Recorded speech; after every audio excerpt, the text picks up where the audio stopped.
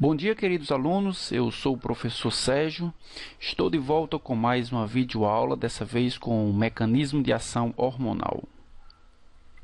Então, o que seria um hormônio? O hormônio é um regulador químico da função celular, é sintetizado por células especializadas, chamadas células endócrinas, e que após ser liberado na circulação sanguínea, vai ser transportado até células-alvos, até tecidos-alvos, que ficam distantes do local onde foi produzido o hormônio e que produzem efeitos fisiológicos importantes não apenas na célula-alvo, mas em todo o organismo. Algumas células produtoras de hormônios não são consideradas células endócrinas, mas produzem e secretam substâncias que agem em outras células como se fossem hormônios, como se fossem produzidos por células endócrinas. Exemplos disso são as células, os miócitos localizados nos átrios e nos ventrículos, que produzem o hormônio natriurético atrial, que tem por função aumentar a excreção de sódio nos rins. Essas células atriais e ventriculares, elas produzem o hormônio natriurético atrial quando há um aumento da pressão intravascular, resultado de uma hipervolemia, consequentemente o aumento do volume dentro do átrio, dentro do ventrículo, induzem essas células a produzirem o hormônio natriurético atrial, que aumentará a excreção de sódio e, consequentemente, a eliminação de água, também diminuindo assim a hipervolemia intravascular.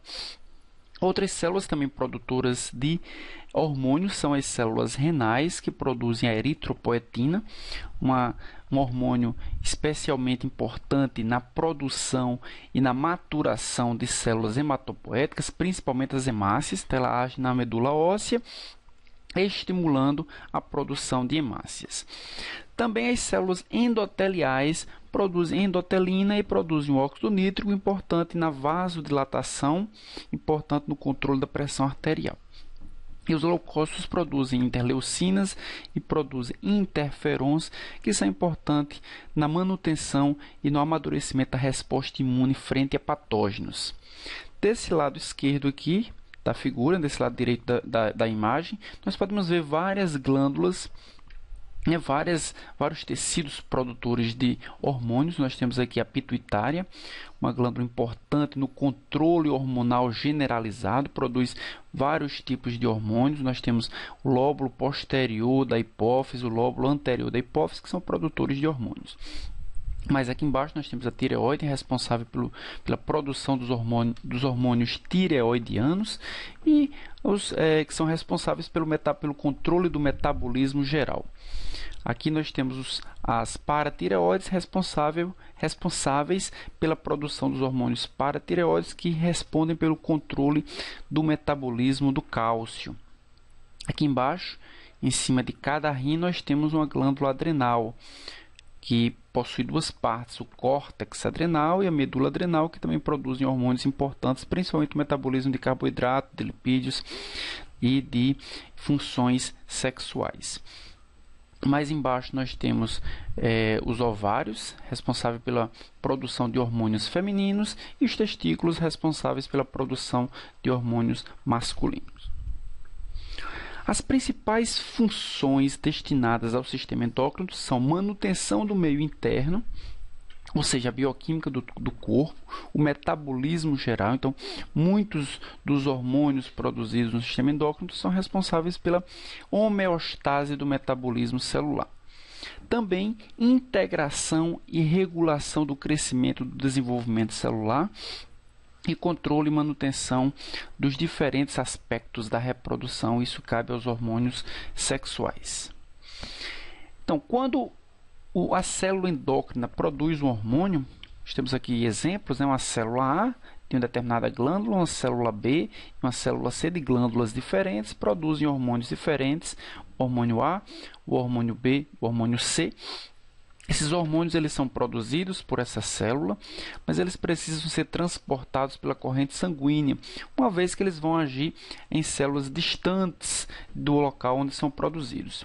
Então, esse hormônio ele vai ser transportado pela corrente sanguínea eles vão chegar à sua célula-alvo e essa célula-alvo ela vai ser reconhecida porque essa célula possui receptores que vão se ligar ao hormônio especificamente. Então, o hormônio A não se liga na célula B, a célula-alvo B, o hormônio C não se liga na célula-alvo A ou na célula-alvo B. Então, cada hormônio se liga no seu tipo celular e produz as alterações celulares específicas para aquele determinado hormônio. Nós conhecemos 3 tipos de hormônios, basicamente. Nós temos o hormônio proteicos ou peptídicos, os hormônios que são aminas vasoativas e os hormônios esteroides. Esses hormônios eles podem ser subclassificados em 2 grupos, os hormônios proteicos e catecolaminas, que são as aminas vasoativas, num grupo, e no outro grupo os hormônios esteroides e os hormônios da tireoide. E essa divisão ela acontece basicamente em virtude das características de solubilidade desses hormônios. Nós podemos ver nessa tabela aqui os hormônios proteicos e catecolamínicos são hormônios ditos hidrofílicos e os hormônios esteroides e os hormônios da tireoide são hormônios lipofílicos. Por eles serem hidrofílicos e por eles serem lipofílicos, ao caírem na corrente sanguínea, ao chegarem na corrente sanguínea, esses hormônios eles podem ser transportados livres ou podem ser transportados ligados à proteína. Os hormônios hidrofílicos não precisam absolutamente nenhum tipo de carreador, mas os lipofílicos precisam de proteínas para carrear. Por isso que na circulação os hidrofílicos são encontrados livres e os hormônios da tireoide e os esteroides são encontrados ligados à proteína. A meia-vida no plasma dos hormônios hidrofílicos é uma meia-vida curta, enquanto que a meia-vida dos esteroides apresenta uma meia-vida longa, de horas a dias. E a concentração no plasma é muito baixa para os hormônios hidrofílicos e é relativamente alta para os hormônios da tireoide e os hormônios esteroides. Isso acontece basicamente em virtude da capacidade de eliminação desses hormônios. Então, os hormônios hidrofílicos ou hidrossolúveis, eles circulam dissolvidos no plasma e eles têm um mecanismo de ação que depende de um segundo mensageiro nas células-alvo. Então, o que seria esse segundo mensageiro? O hormônio, ao chegar na célula-alvo, ele é reconhecido pela célula-alvo porque existe uma certa afinidade entre o receptor e o hormônio. Ele se liga naquele receptor, mas por ele ser hidrofílico, por ele ser hidrossolúvel, ele não consegue atravessar a membrana plasmática, que é lipofílica, que é hidrofóbica. Então, por não atravessar, ele se liga no hormônio proteico, se liga no receptor proteico e desencadeia o aparecimento de uma resposta intracelular que depende de uma outra molécula que é chamada de segundo mensageiro. Então, o segundo mensageiro ele transporta a mensagem trazida pelo hormônio dentro da célula e promove alterações metabólicas que vão fazer com que aquela célula-alvo responda à ação hormonal. Já os hormônios lipossolúveis, eles, por não serem solúveis no plasma, eles precisam ser transportados por um sistema de transporte proteico. Então, proteínas levam o hormônio até a célula-alvo. Mas, por eles serem lipossolúveis, eles não precisam se ligar a nenhum tipo de receptor de superfície, nenhum receptor localizado na membrana plasmática. Eles podem atravessar facilmente a membrana plasmática, consequentemente, eles invadem o espaço intracelular com muita facilidade. Então, a célula-alvo, o hormônio lipossolúvel, ele atravessa a membrana plasmática e vai agir em receptores internos, receptores intracelulares na célula-alvo. Algumas características dessa tabelinha está mostrando em relação ao mecanismo de ação dos hormônios. Os hormônios proteicos e as catecolaminas, eles apresentam o seu receptor localizado na membrana externa da célula, enquanto que os hormônios esteroides, como eu falei, o seu receptor é localizado no citoplasma ou no núcleo. O sítio de ação desses hormônios para os hormônios proteicos é a membrana, enquanto que os hormônios esteroides, o local de ação é o núcleo. Então, ele age alterando a expressão de diversos genes. E o mecanismo de ação, os hormônios proteicos promovem mudanças na membrana e formação de mensageiros intracelulares, e os hormônios esteroides apresentam mudanças na expressão gênica e, consequentemente, afetam a síntese de RNA mensageiro e de proteínas. Então, nós temos aqui a família de receptores hormonais. São 4 tipos de receptores hormonais. Os receptores ligados a canais iônicos são chamados receptores ionotrópicos. Os receptores acoplados à proteína G são chamados receptores metabotrópicos. Os receptores ligados a enzimas quinases e os receptores ligados à transcrição de genes, que são receptores nucleares. Vamos começar aqui pelos receptores ligados a canais. Então, esse receptor está ligado a um canal iônico. Quando o hormônio se liga, esse íon ele invade o espaço intracelular e a entrada disso provoca alterações na concentração ou no balanço intracelular e extracelular desse íon, promovendo uma hiperpolarização da membrana ou uma despolarização da membrana, e isso seria responsável pelos efeitos celulares. Esse tipo de hormônio ele age numa escala de milissegundos. Acontece, por exemplo, com a acetilcolina quando age em receptores nicotínicos. Então, a acetilcolina, quando se liga em receptores nicotínicos, ele promove a abertura dos canais iônicos, entrada de sódio ou entrada de cloreto e, consequentemente, promovendo alterações na polarização da membrana. O segundo tipo de receptor são os receptores acoplados à proteína G, são os receptores metabotrópicos. Então, quando o hormônio se liga no seu receptor, ele desencadeia a ativação de uma proteína chamada de proteína G, que serve como ponte para ativação enzimática. Essa proteína G ela pode agir de 2 formas. Ela pode agir alterando a abertura de canais iônicos, como aconteceu com os receptores ionotrópicos, consequentemente alterando a excitabilidade celular, ou ele pode agir alterando a atividade de enzimas, como a adenilato ciclase, como a fosfolipase C, e essa enzima ativada vai promover o aparecimento de segundos mensageiros, que vão ter diversas funções, como liberação de cálcio, como fosforilação de proteínas, dentre outros efeitos, e que culminarão com os efeitos celulares daquele hormônio. A escala de tempo para esse tipo de receptor é em escala de segundos. São receptores, exemplos deles são receptores do tipo muscarínicos. Então, a acetilcolina também age em receptores ditos muscarínicos, promovendo a ativação dessas enzimas por meio da proteína G. O terceiro tipo de receptor são os receptores ligados à quinase. Então, o hormônio se liga no receptor. Esse receptor é uma proteína transmembrana, então possui uma região da proteína extracelular que se liga no receptor e uma região intracelular que tem uma atividade catalítica, é uma enzima. Essa enzima aqui é uma enzima que geralmente tem uma atividade quinase. E por ser uma quinase, depois de ativada, ela vai promover a fosforilação de proteínas e aí nós encontramos os efeitos celulares baseados nesse tipo de ação. Nós podemos perceber que esse tipo de hormônio ele age em torno de minutos e um exemplo dele são os receptores de insulina. E, finalmente, os receptores ligados à transcrição de genes. Então, são aqueles hormônios ditos hidrofóbicos, ditos lipossolúveis. Então, eles atravessam a membrana plasmática sem nenhum problema, uma vez que eles são muito hidrofóbicos. Eles se encontram com receptores, sejam aqui no citoplasma, seja no núcleo, e esse complexo receptor-hormônio vai alterar a síntese de RNA mensageiro, a síntese de proteínas, e isso será responsável pelos efeitos celulares. Por eles precisarem atravessar a membrana, se ligarem em receptores, alterar a transcrição de gene, a tradução em proteínas, os efeitos são encontrados em horas e não em minutos ou segundos. Exemplos disso são os receptores do estrogênio. Aqui nós temos uma figura mostrando um receptor de canal iônico.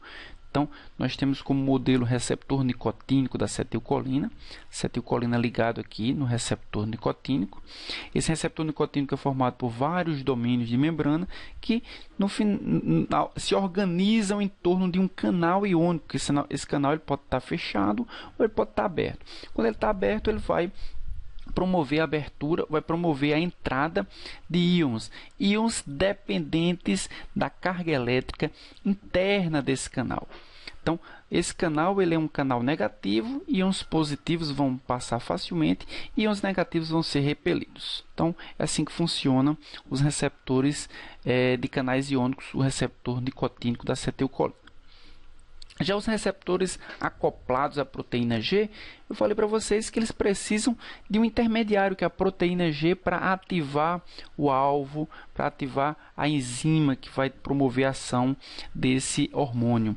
Então, nós estamos vendo aqui o hormônio, ou melhor, a célula em repouso, está de repouso, o receptor não está ocupado.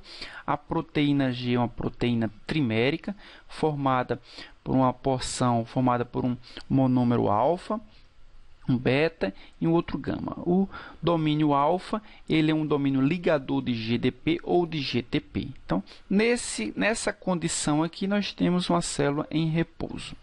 Quando esse receptor ele é ocupado por um hormônio, ele vai ativar a proteína G vai se separar, né? O dímero beta-gama vai se separar do monômero alfa e, consequentemente, depois da separação, o monômero alfa consegue fazer a troca do GDP por GTP, fazendo com que a proteína G esteja ativa.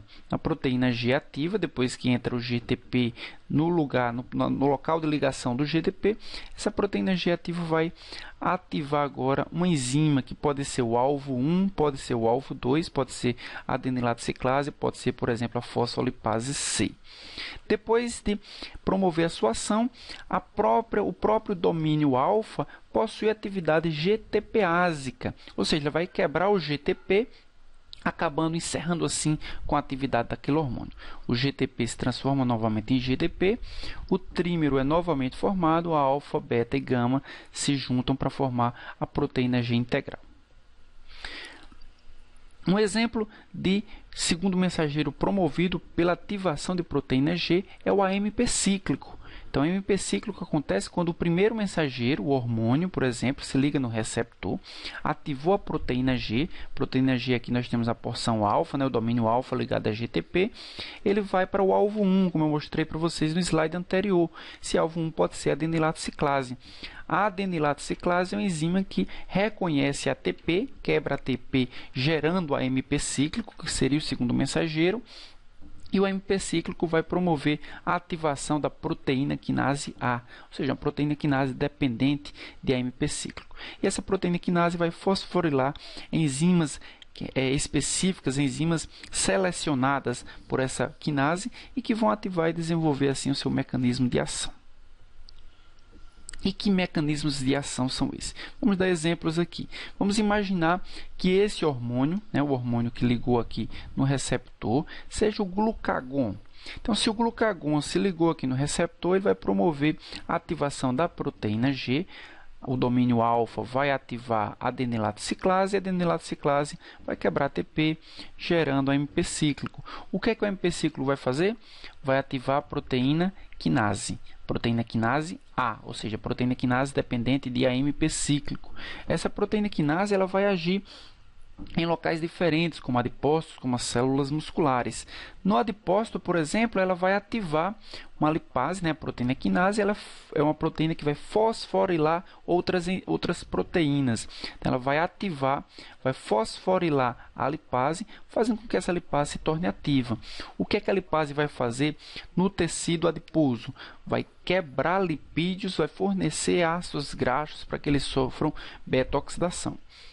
Uma vez que glucagon ele aparece quando a glicemia, quando a glicose está baixa no plasma, é interessante que o lipídio seja quebrado para fornecer suporte energético para células, principalmente células musculares e células cardíacas. Ao mesmo tempo, essa proteína quinase A também vai ativar outras proteínas ou inativar outras proteínas em outros tecidos, como por exemplo o que acontece no tecido muscular rico em glicogênio. O que é que a proteína quinase vai fazer? Ela vai fosforilar a glicogênio sintase, que é ativa na forma não fosforilada, e quando é fosforilada ela se torna uma glicogênio sintase inativa.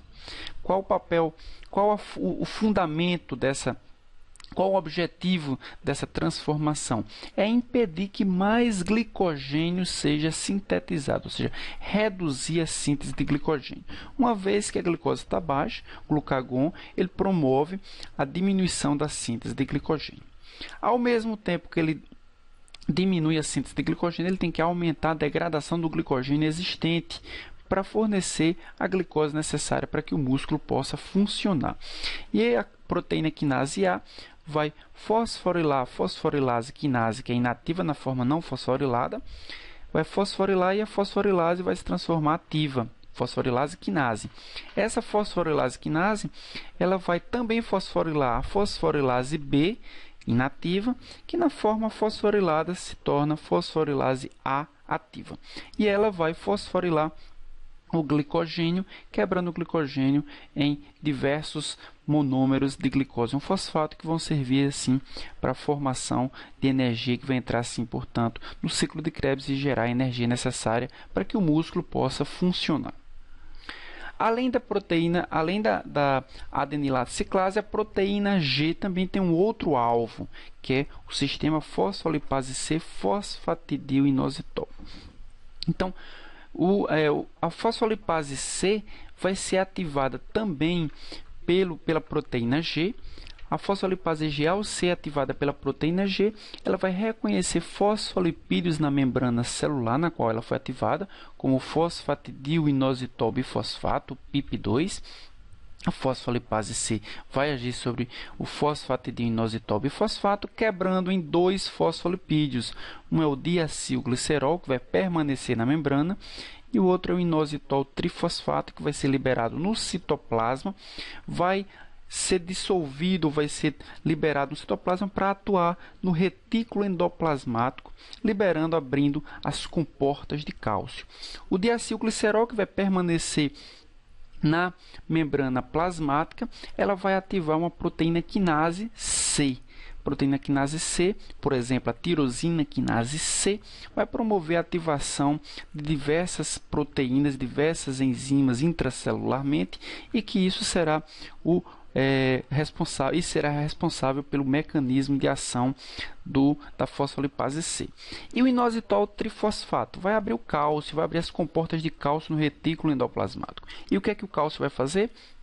Promover a contração do músculo liso, aumentar a força de contração do coração, secretar glândulas exócrinas, aumentar a secreção de glândulas exócrinas, liberação de transmissores neuronais, liberação de hormônios, citotoxicidade, proteínas contráteis, abertura de canais iônicos e outras funções a mais. Então, com a ativação da fosfolipase C, 2 segundos mensageiros são liberados: o diacilglicerol e o inositol trifosfato, que vão ativar enzimas ou vão liberar cálcio, que vai promover a ação do hormônio que ativou o sistema de fosfolipase C.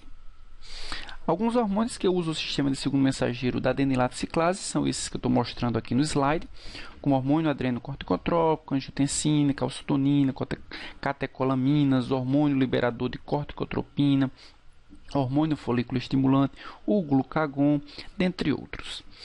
E os hormônios que usam o sistema de segundos mensageiros com a fosfolipase C, nós temos a angiotensina 2, catecolaminas, hormônios liberadores de gonadotropina, hormônio liberador do hormônio do crescimento, ocitocina, hormônio liberador de hormônio da tireoide, vasopressina, dentre os principais.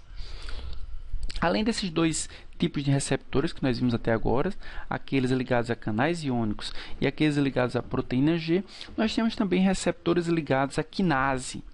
Então, eles diferem um pouco dos tipos 1 e dos tipos 2 quanto à sua estrutura e função. E se medeiam ações como fatores de crescimento, citocina e efeitos hormonais, com o principal exemplo, a insulina. Então, nós estamos vendo aqui na parte superior, inicialmente nós estamos vendo aqui do lado esquerdo do slide, um hormônio, um receptor tirosina quinase, na qual o hormônio se ligou e ele promoveu a ativação, a fosforilação de diversas proteínas intracelulares. Como é que isso acontece em detalhes? Os hormônios da tirosina quinase, eles têm esse nome porque eles promovem a fosforilação de resíduos de tirosina. São hormônios são receptores monoméricos que para ativação eles precisam se dimerizar. Então nós temos na parte superior o receptor inativo e na parte inferior o receptor ativo. Foi ativado pela ligação com o hormônio. Então o hormônio se ligou aqui, promoveu a dimerização, a ligação dos dois monômeros de um receptor. Quando ele se liga, ele promove o que se chama de autofosforilação. Por que autofosforilação? Porque a parte catalítica, a região catalítica desse receptor, possui uma sequência de tirosinas que vão ser fosforiladas. Então, promove uma autofosforilação, todas as tirosinas são fosforiladas. Isso é importante para fazer uma espécie de acoplamento com outras proteínas. Então, essas tirosinas fosforiladas vão servir de ponte para ligação com outras proteínas. As proteínas vão se ligar aqui na tirosina, vão promover a fosforilação dessas proteínas, o que vai desencadear a resposta celular, na qual a insulina se liga aqui na região, na porção alfa do receptor tirosina quinase, vai promover a autofosforilação dos resíduos de tirosina e a consequência disso é a fosforilação de proteínas, que terá como destino a ativação de enzimas ou inibição de enzimas com efeitos metabotrópicos, assim como alterações na síntese de DNA, na síntese de proteína ou na translocação de receptores do tipo 4, né, de transportadores de glicose do tipo 4. E os receptores intracelulares são receptores que se ligam a hormônios esteroides, né? São receptores do tipo que se ligam a testosterona, por exemplo. Então, o sinal dele, esses hormônios, eles atravessam a membrana, se ligam a receptores intracelulares. Esses receptores, ou esse complexo hormônio-receptor, reconhece sequências no DNA e, consequentemente, vão alterar a síntese de RNA e de proteína. Como é que isso acontece em detalhes? Nós temos aqui o hormônio esteroide, o hormônio da vitamina D, o hormônio da tireoide, o ácido retinoico, todos eles agem dessa forma. Eles atravessam a membrana, se ligam no receptor intracelular. Esse receptor intracelular ele possui uma porção de ligação ao hormônio e possui uma região de ligação ao DNA. Essa região que se liga ao DNA, ela se liga a uma região específica, uma sequência específica de DNA chamada elemento de resposta ao hormônio. Ao se ligar, ele vai controlar a transcrição desse gene através da RNA polimerase, aumentar ou diminuir a transcrição de genes, consequentemente a transcrição de proteínas, a tradução de proteínas, que serão proteínas estruturais, proteínas enzimáticas ou até mesmo proteínas secretadas. Então é isso, pessoal. Espero que vocês tenham gostado da aula. Qualquer dúvida, qualquer sugestão, lembrando sempre, só postar aqui nesse canal. Muito obrigado e até a próxima videoaula.